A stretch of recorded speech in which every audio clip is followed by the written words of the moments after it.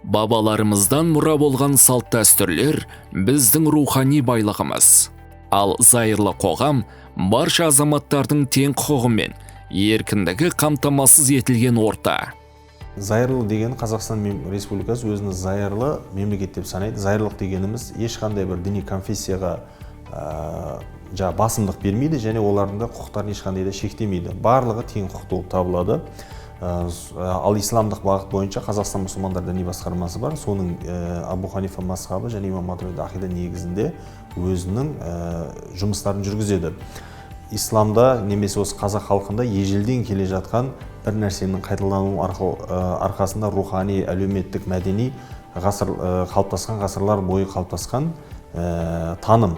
Яғни қазіргі күндегі көптеген діни радикалды топтар осы дәстүрлі құндылықтарды жоққа шығаруға тырысады. Яғни біз арабтар сияқты өмір сүруіміз керек, немесе арабтардың мәдениетін, немесе Пакистанның, немесе Түркияның мәдениетін Қазақстанға келіп қолданғысы келеді. Яғни сол нәрсені ислам деп ойлайды. Шын мәнісінде ол қазақ халқы ежелден мұсылман дінін ұстанғандықтан, ислам дінін ұстанғандықтан, ол жат мәдениетке қарсы тұра алу керек, иммунитет қалыптасу керек. Сондықтан да осы дәстүрлі құндылықтарды ұстану өте маңызды. Ал егер олай болмаған жағдайда біз халқымыз көбінесе жаңағыдай әртүрлі мәдениеттердің жетегінде кетіп қалу қаупі өте жоғары.